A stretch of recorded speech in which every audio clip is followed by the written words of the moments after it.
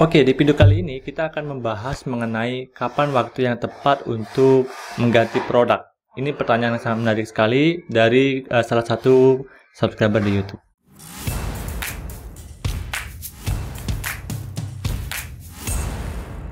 Jadi video ini sebenarnya akan lumayan lama, jadi silahkan siapkan waktu bagi kalian untuk menonton video ini. Video ini akan saya buat dalam dua sesi. Yang pertama adalah analogi, habis itu yang kedua adalah teknikal yang berhubungan dengan dunia Facebook Ads-nya. Tapi sebelumnya kita akan analogikan dulu. Dalam menjalankan sebuah bisnis, baik dropship ataupun reseller, kita akan memilih model yang mana, seperti itu. Nah, tujuan dari video ini adalah kapan kita akan ganti produk, oke?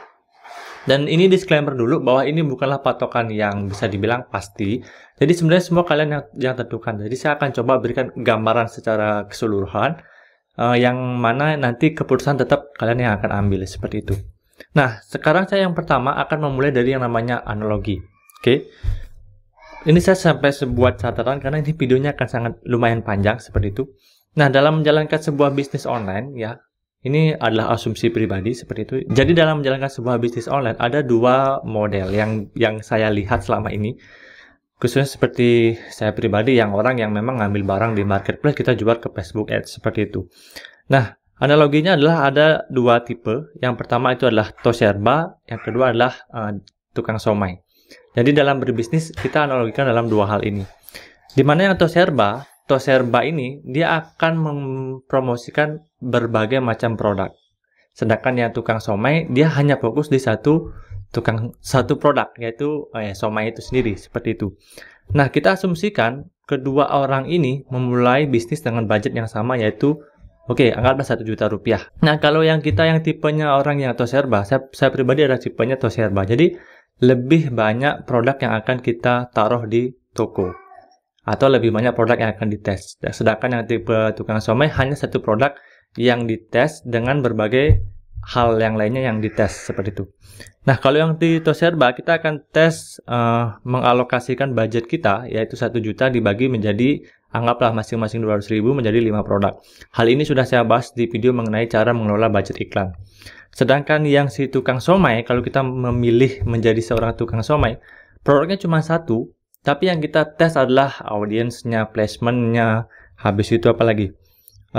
Paketnya, resepnya, harganya, itu yang dites untuk satu produk dengan berbagai macam placement, audience, dan lain-lain, seperti itu. Jadi kita bisa memilih, kita mau di bagian yang mana. Apakah kita fokus di satu produk aja, yang kita alokasikan budgetnya 1 juta misalnya ya, atau 1 juta ini dibagi menjadi 5 produk, seperti itu. Jadi asumsinya begini. Ketika kita menjalankan bisnis, sebenarnya pada dasarnya bisnis pasti ya perlu modal, seperti itu ya. Jadi makanya saya bilang di video cara mengelola budget iklan, setiap bulan itu akan saya keluarkan 1 juta khusus untuk testing. Winning nggak winning itu akan dikeluarin, seperti itu. Nah, sekarang karena update baru, algoritma baru, segala macam, itu mungkin standarnya nggak seperti dulu. Mungkin akan berubah standar budget yang bisa dialokasikan, seperti itu ya.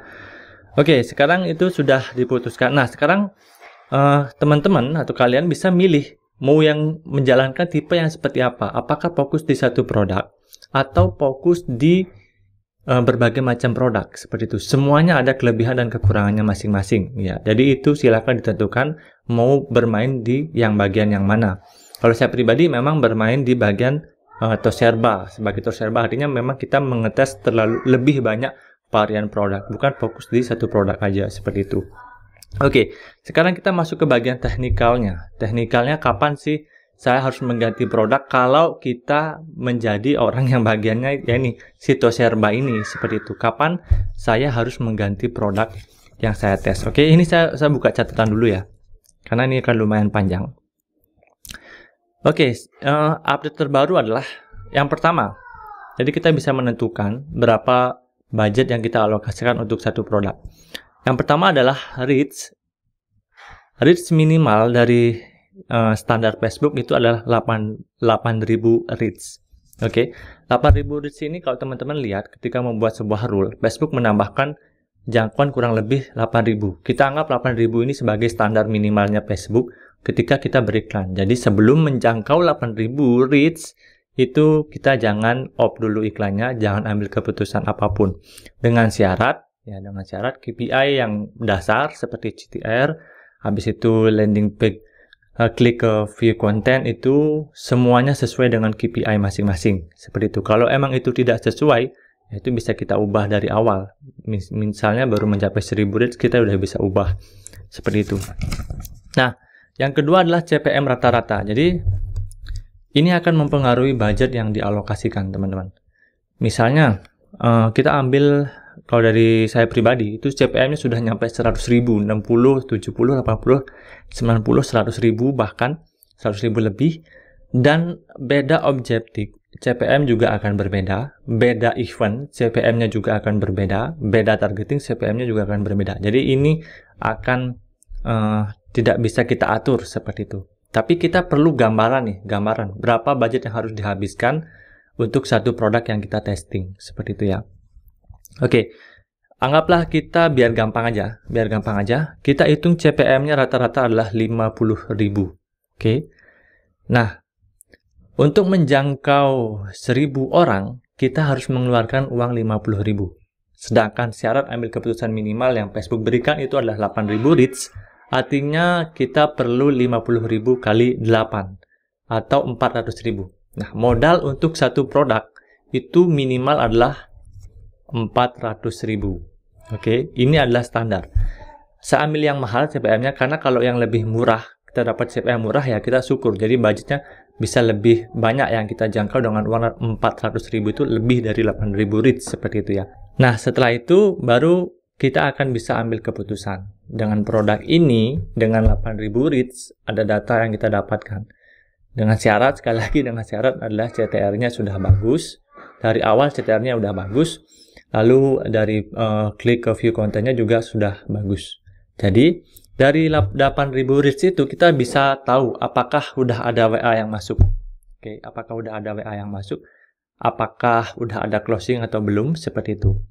Nah, dari 8.000 reach ini, kalau saya pribadi ya, formasinya memang sekarang lebih sedikit ads. Jadi 113.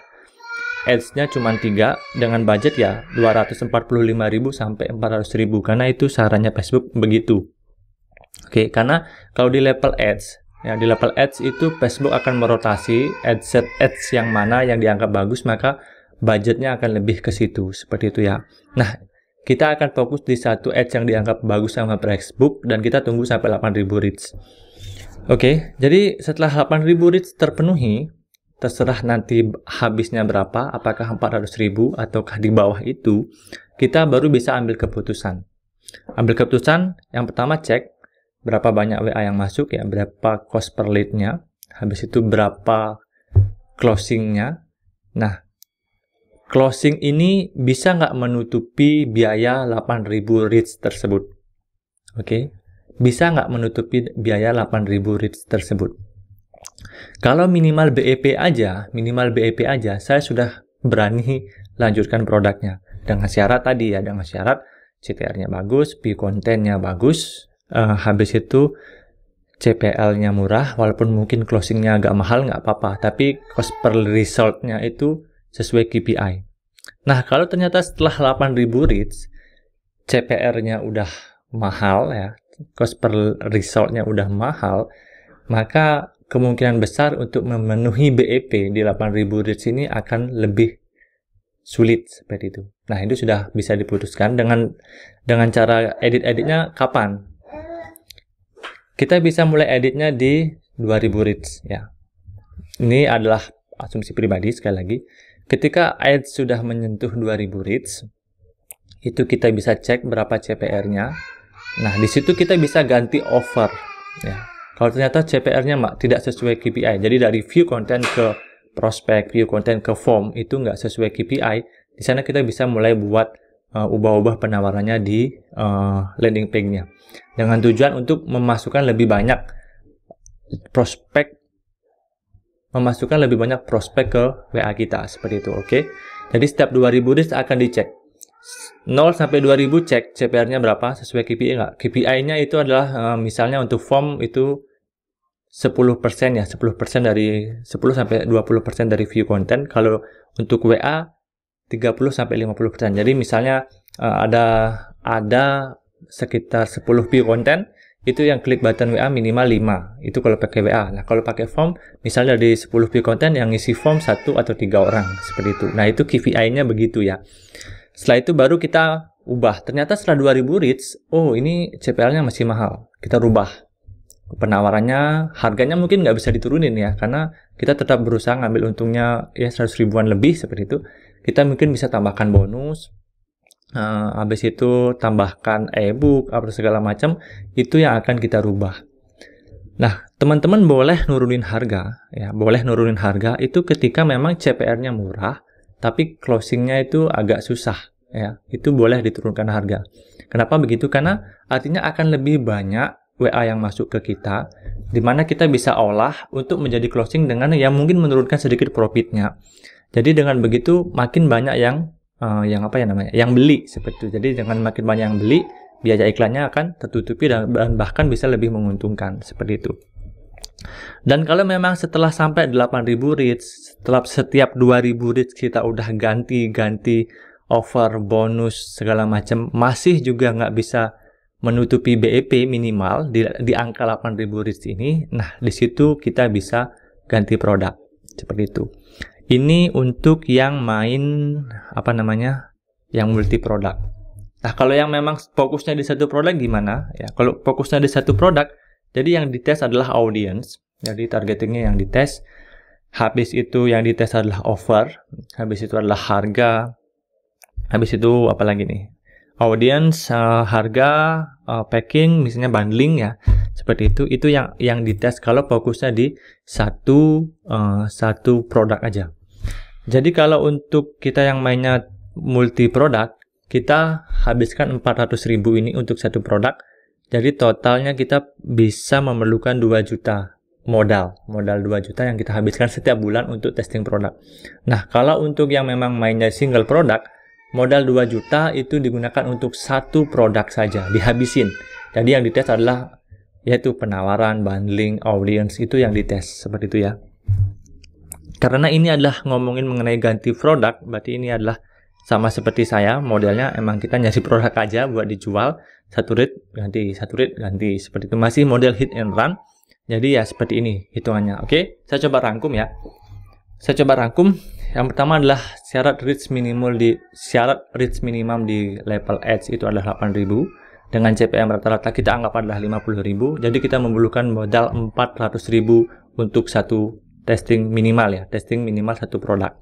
Habis itu setiap 2.000 reach kita cek apakah CPR-nya sesuai KPI.